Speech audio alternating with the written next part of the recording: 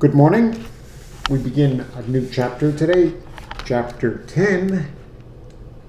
Very exciting. This is our last chapter. The big news here are these things called stacks, which I think most of you have probably heard about. We're going to talk a little later on about interrupts, some other routines. But for now, we're going to be talking about these things called stacks. So a stack is an example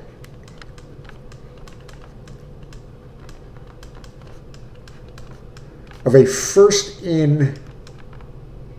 I actually made a mistake. It's not a first in, first out. That would be a queue. We don't talk about that in this class.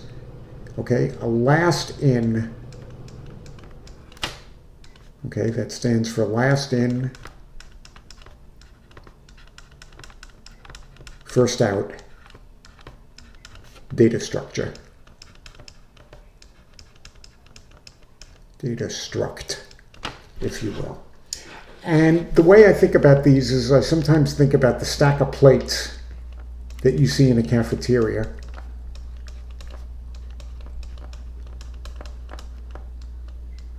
And you can imagine that somebody's back in the kitchen cleaning these plates, and they've just cleaned the plate, and they come out and they put the plate down here.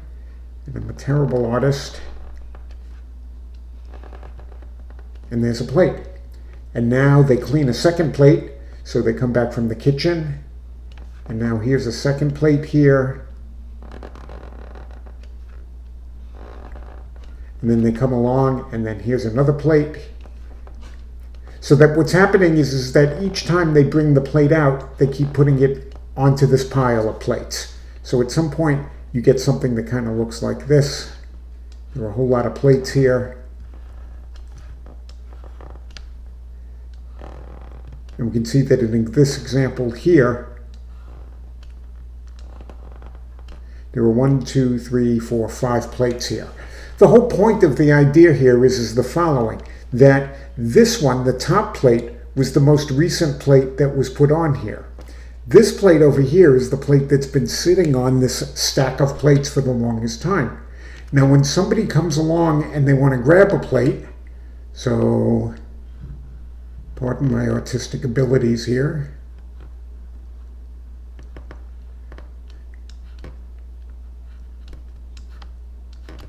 Somebody's about to grab the plate. The plate that they're going to grab is the one on the top, the one that was put down the most recently. So in other words, again, the last plate that was put on this stack was the first one that was grabbed, that was taken out. Okay. When we want to translate this into something in a computer, and it turns out that stacks are a very, very useful thing in a computer, we can imagine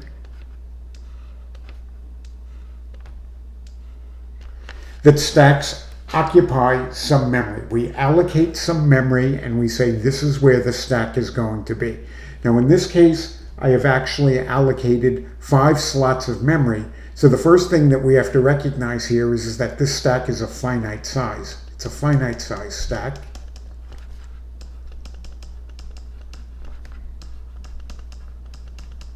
And I'm going to say over here 5 memory locations.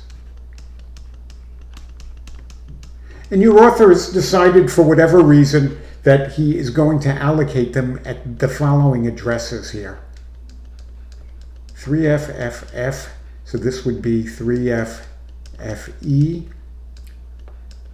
3FFD, 3FFC, and 3FFB. Okay?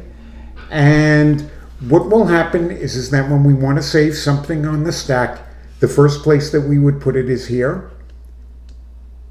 And then if we wanted to save something else on the stack, then we would save it here. And if we wanted to save something else on the stack, we'd save it here. And then what happens is when we want to retrieve things from the stack, what we would do is we would first retrieve this one. And as we retrieve that one, we would now move this reference back down here. So that would say, okay, the next time I want to retrieve something, I would retrieve this one, and then I'd retrieve this one. So placing things on the stack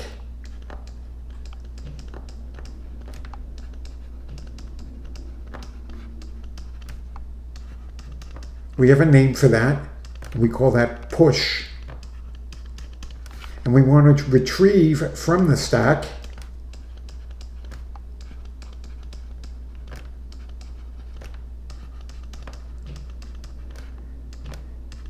and we call that pop. So you'll hear people always talking about pushing and popping things onto the stack. Now there's one more thing that we need here. We need to know where we are in the stack.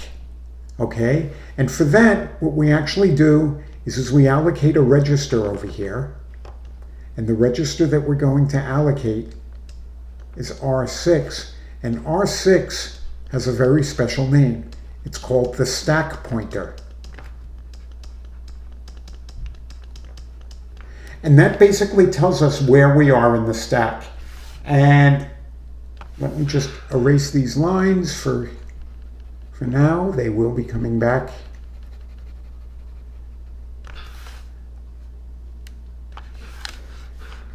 Initially, when the stack is empty, R6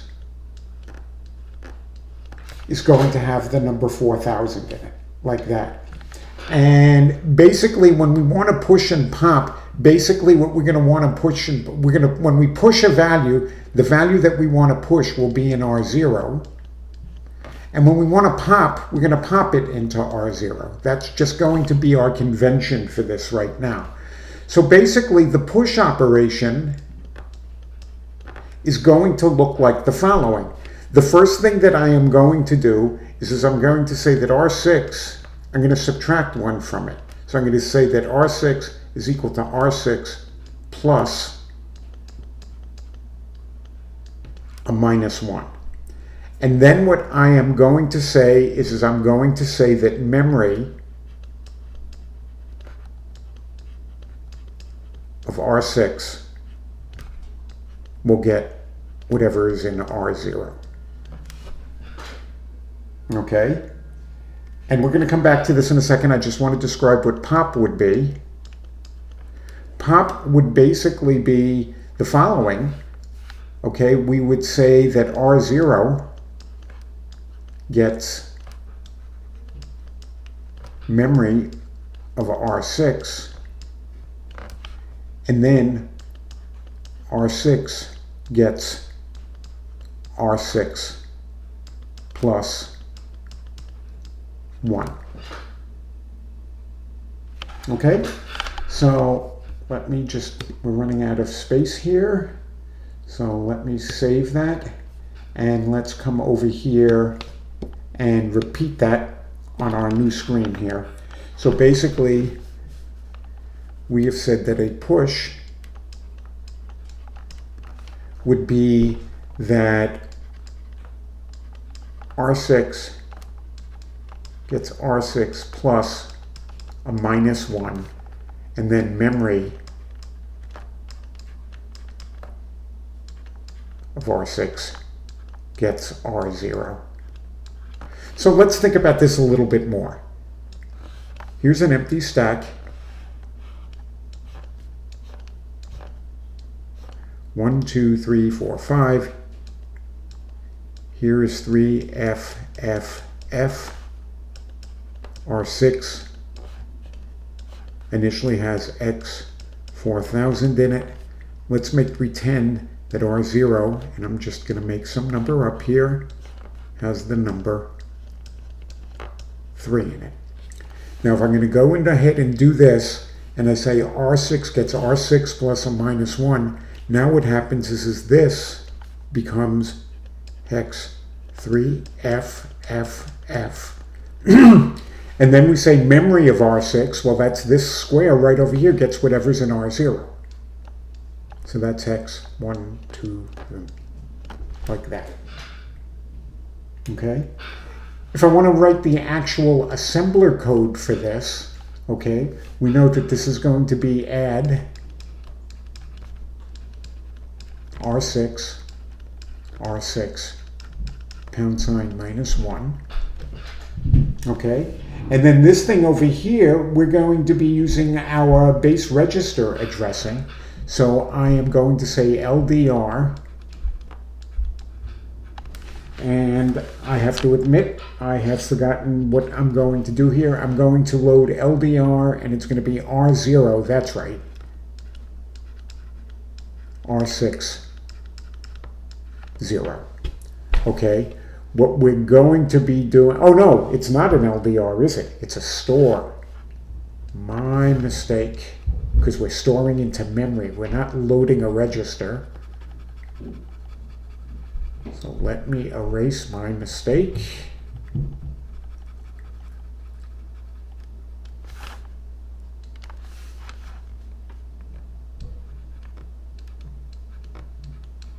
STR.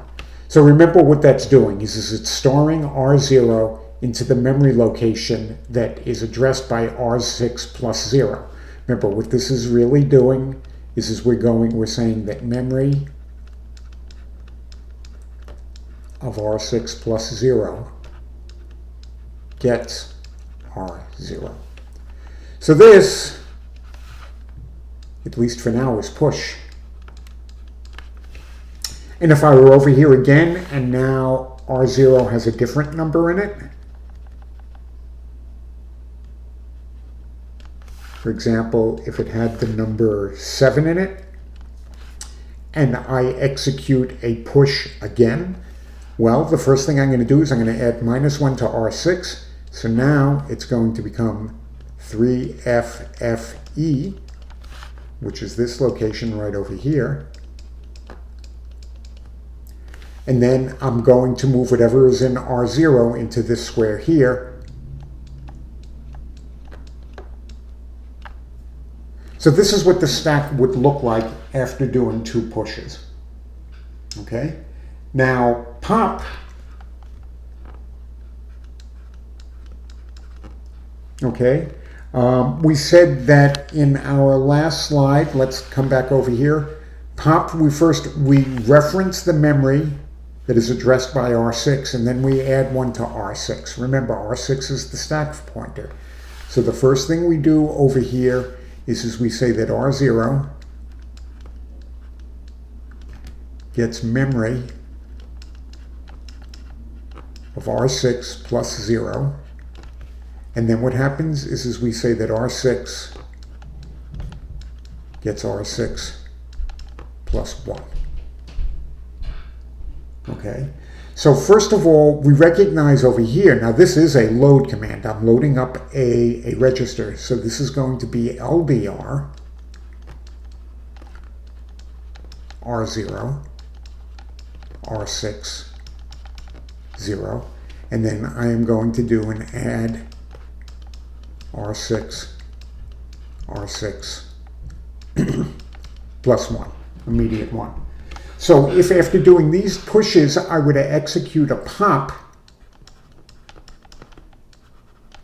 okay, first of all, this would load R0 with whatever R6 is pointing at. So I would now have this situation right here. And then I would be adding 1 to R6. This would go back to 3FFF. Okay?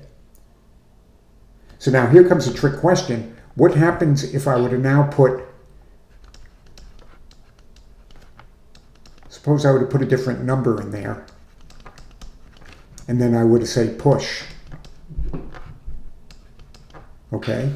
Well, what would happen here is if, let's put that new number in R0.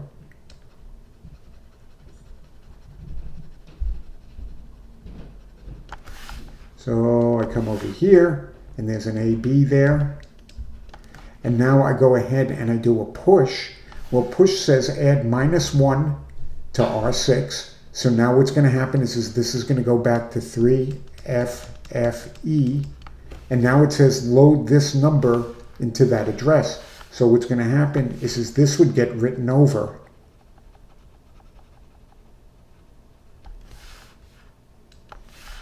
Like that. So the idea here is the following, that when we, remember this is a finite stack, when we pop, it's not as if we're really erasing what's in there. But what we're doing is we're changing the reference for where the next push is going to go. So ultimately what we're doing is we might overwrite things that are in here. Just to give you an idea, I'll just walk through this quickly. We could push a 1, and then we could push a 2, and we could push a 3, push a 4, push a 5. Okay, now when we do that, remember the stack pointer is pointing over here. But now if I go ahead and I do a pop, R5 would go into R0, but now the stack pointer is over here.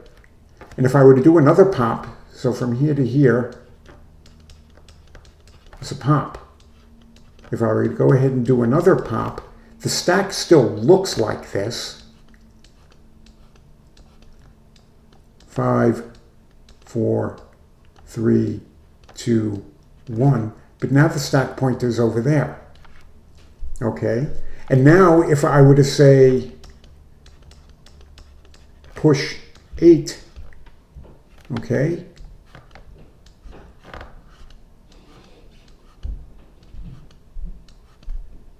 Okay, well, let's think about that. When I did a pop here, it returned this and moved down to here. I did a pop here, okay? It returned this and moved down to here. If I'm going to do a push, okay, what it's first going to do, remember what the push does, first I'm going to add 1 to R6. So it's going to come over to here, and it's going to put the value there. There would be an 8 here. And this would still be 3, 2, 1, and this would be a 5. And if I were to come over here again, and say I were to push a 9, now what would happen is the stack pointer would be pointing over there. I'd have a 9 there, I'd have an 8 there, and then I'd have a 3, 2, 1. Let me go ahead and save that. And we will talk about some more in a moment. I'm going to stop the recording. Okay, so first of all, we are imagining that at some place in our computer, we're going to write something called push, and we're going to write something called pop. And the idea is the following, that if I want to push something, I'm going to load R0 with a value. And then what I'm going to do is I'm going to probably do something, I'm going to say a jump subroutine push. And you'll have to go back into your book to remind yourself what this means. That means that this corresponds to a label. We're going to jump to it. Likewise over here, I would say something like JSR pop. And what would happen is R0 would hold the result. Now you have to remember a couple of things here. We have a finite stack. 3F, F, F, F, E, F, D, F, C, F, B. And over here is my stack pointer, R6, which initially has 4,000 in it. So there are a couple of things to realize here. If R6 is equal to hex 4,000,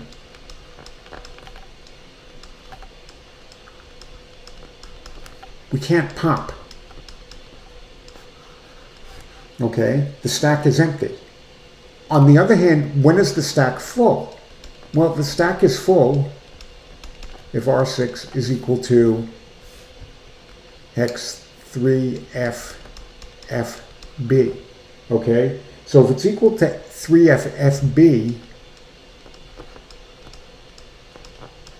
we can't push.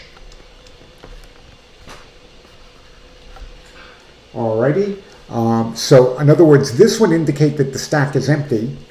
This would indicate that the stack is full. If I try to push onto a full stack, we call that an overflow.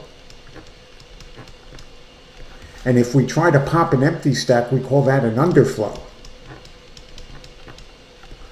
Well, so what we need to do is, if I'm going to do something like this in my program, I need to have some signal as to whether the operation worked or not. In other words, over here, I come over here and I do a JSR push. When I return from the push, when I'm over here, it may be the case that I couldn't do the push. Maybe I couldn't do the push because the stack was full. Likewise, if I come over here, if I go JSR pop, when I return from it, it may be the case that I couldn't do the pop, okay, because there was an underflow. So I can't assume that what's in R0 is okay. So over here or over here, I somehow need to have some way of checking what the status of the push and the pop was. And what your author says to do is he says we will use R5 as a flag. Okay? And basically what that means is that if R5 is equal to either, if it's equal to a 1, then that means there was an overflow or an underflow.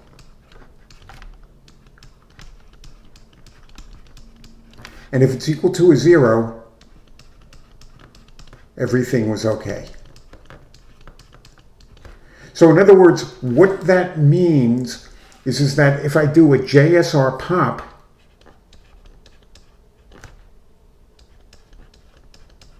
okay, what I need to do over here is I need to check the status of R5. So I could do something like the following. Basically, I could say, how about if I did this? Suppose I would say add R5, 0. Okay, now why am I adding 0 to R5? What this is going to do here is it's now going to set a flag. Okay, so I could say over here, branch positive to overflow. Otherwise, if I make it down to here, then that means what's in R0, in fact, was popped. So that's the whole idea of what we're trying to do here. So we're going to have to just change our code a little bit, okay? And I'm going to point out a few things to you because your author has done some strange stuff, and I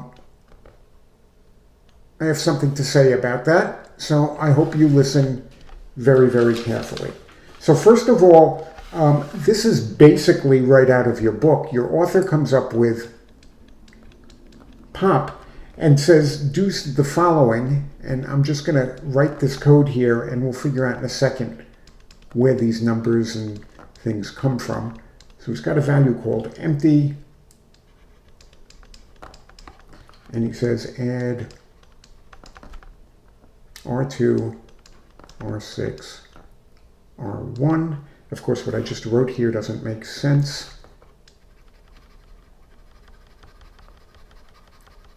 So again, bear with me as I erase.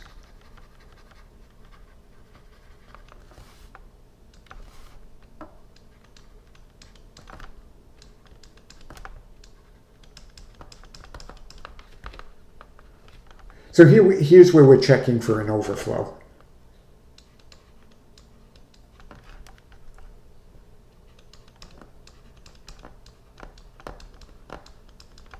Okay, so down here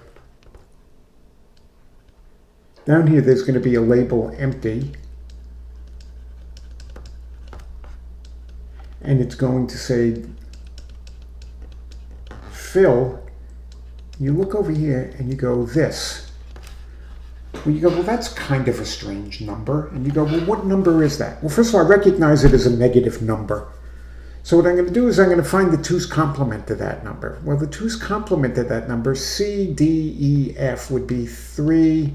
And then this would be F, F, F. And I add 1 to it. And I get, oh, that's 4,000. So that says to me that this number here, this is minus hex 4,000.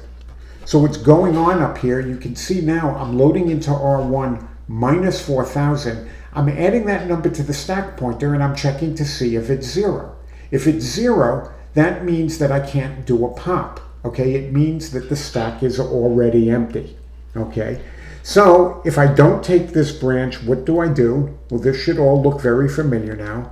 I'm going to do an LBR, R0, R6, 0. Okay, that's actually loading R0 now with the number that's popped. And what I have to do now is add 1 to the stack pointer.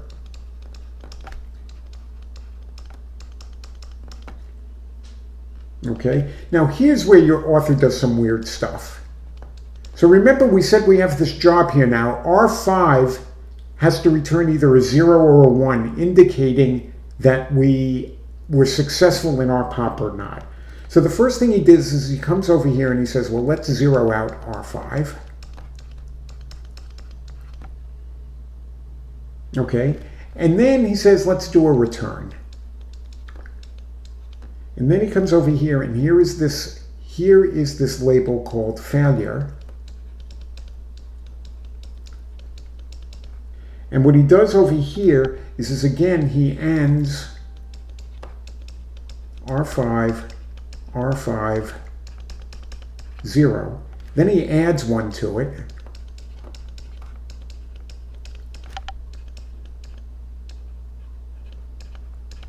And then he does a return.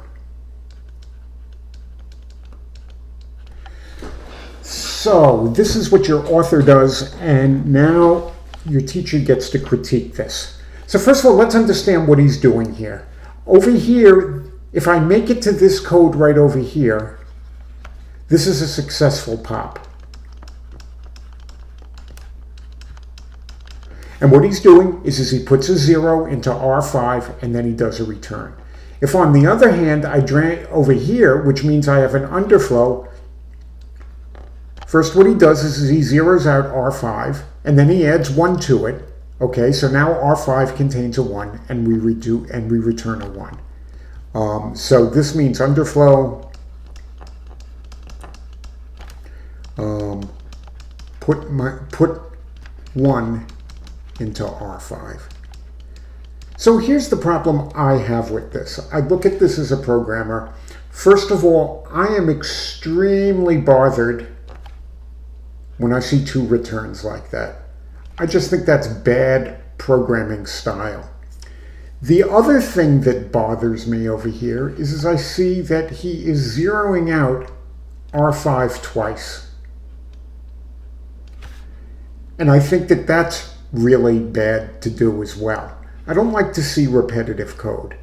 So how would I have changed this? Well, the first thing I would have done is I would have come right up here, and the very first line I would have put up here was and R5, R5, 0.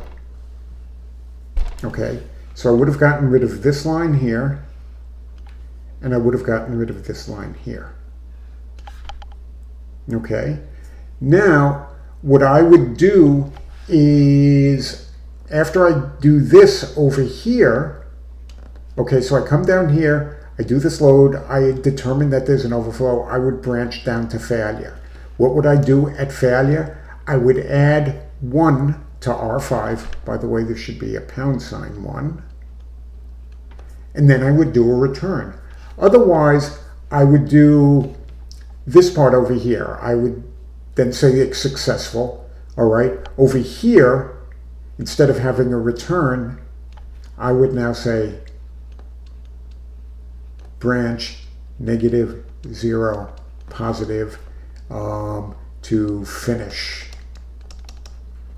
And I would make this over here finish.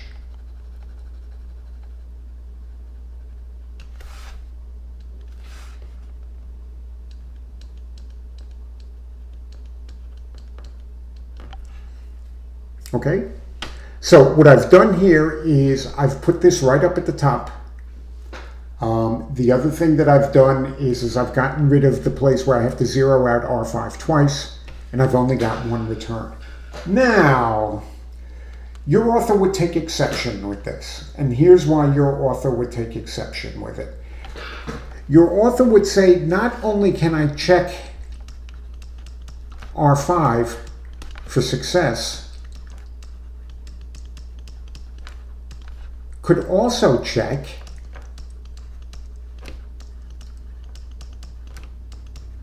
the Z flag. Let's go back to his original code. If you look at his original code over here, he loads R0, R6. Okay, over here he zeroes out R5 and he does a return. So in other words, if I were to check the 0 flag after the return, the 0 flag would be set because there was a 0. On the other hand, following your author's code, if I come down over here, you can see that if there's failure, he zeroes out R5, then he adds 1 to R5, so now the 0 flag won't be set, and we do a return. So in other words, if the 0 flag is set, then we did a successful pop. If the 0 flag isn't set, then we didn't do a successful pop.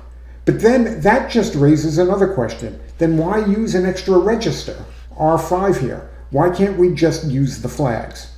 Anyway, this might seem like a moot point to most of you.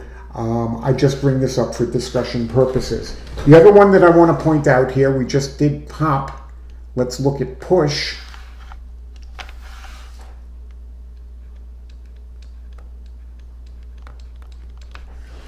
Okay, and the way that push works is your author says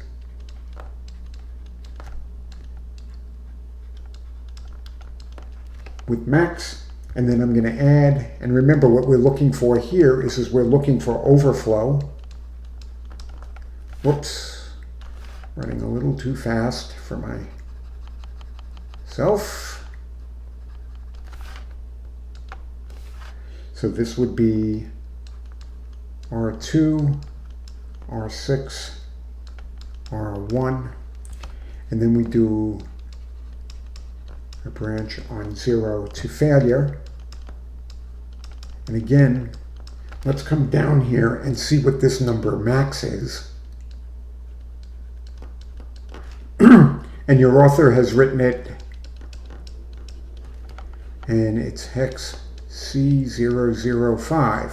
Again, I recognize that as a negative number. I want to calculate the 2's complement of that, C, D, E, F, so this would be 3, F, F, and let's see, this would be, I think, an A, right? Because A plus 5 is F, and then I have to add 1 to this, and this is 3, F, F, B, and you may recall that in our stack, when the stack is full,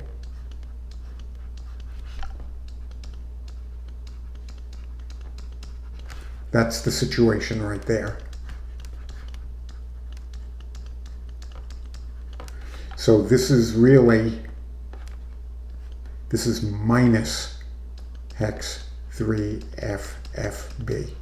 So what your author is doing here is we're adding this number to the contents of the stack pointer, and we're saying if it's 0, hey, the stack is full, you can't go on. Okay, if we come down here to failure, it's the same trick that we saw on the last one.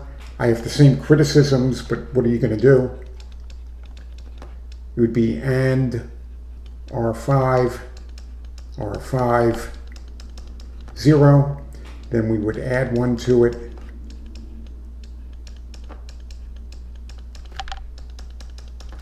And then we would do a return. Otherwise, we go ahead and we do our normal push. We would add a -1 to R6. Okay, then what happens is we would do our store, whatever's in R0. Okay, now we want to indicate that everything was okay.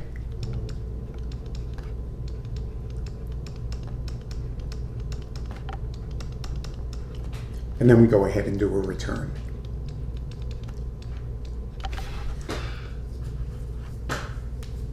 Okay, so there are a couple of points to make here. We're almost done. Notice what's going on here. First of all, if we're going to do something, like in our program, JSR push, remember we're using R0 for the push value. Then there are a couple of things you have to remember. If I'm using a JSR, remember we're using R7 for the return address.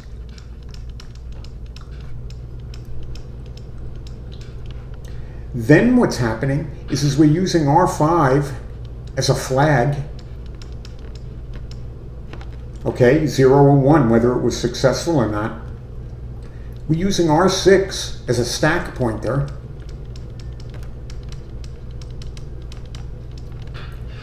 And then the other thing is if you come in here and you look at what's going on, you can see that we're using R2 for some math.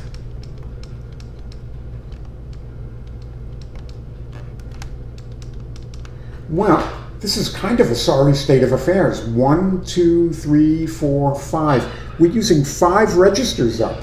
There's not a whole lot left.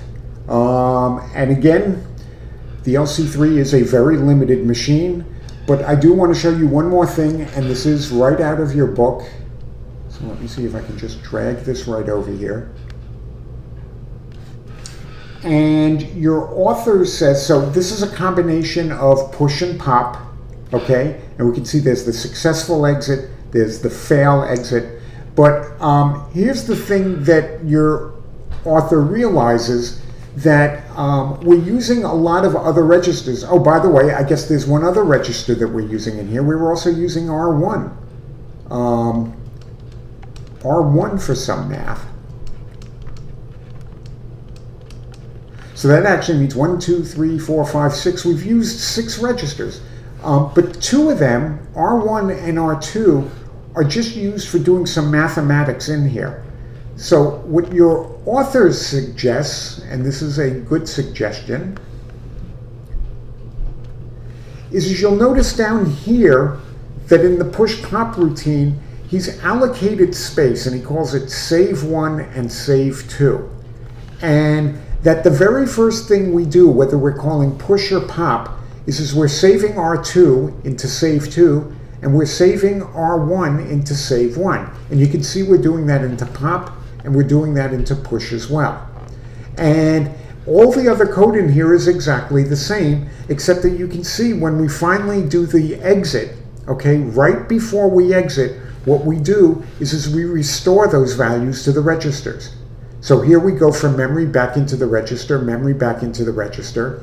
Here we set R5 to 0, indicating success and return. Here's the fail exit. Again, you can see that we are saving the results back into those registers, R1 and R2. Here we're putting a 1 in R5, indicating that there was failure, and we're doing a return. So all that we're doing over here that we didn't do previously is we're saying, okay, we're using R1 and R2 inside of these methods here, okay, but they're just internal variables for doing some calculations. Let's make sure that we save them and return them. So basically what that means, let me just come over here. Oh, I hit the wrong button. Do I have one more here? I do not. If I come over here,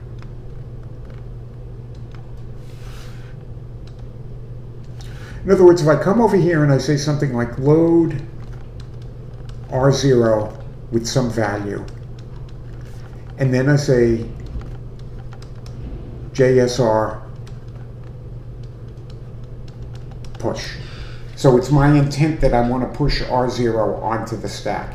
Now when I return from this, of course what I can do is remember I need to check the contents of R5. So I might do, maybe I do this. There are actually better ways to do this.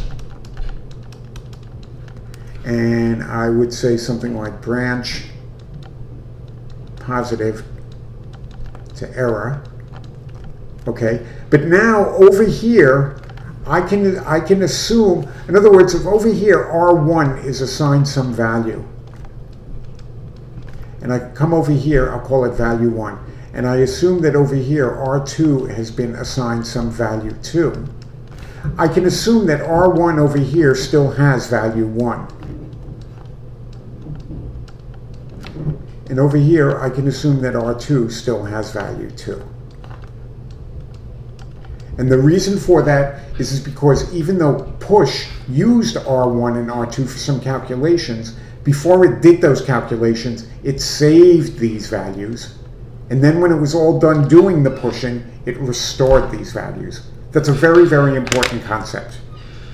And that, my friends, is the end of this portion of Chapter 10.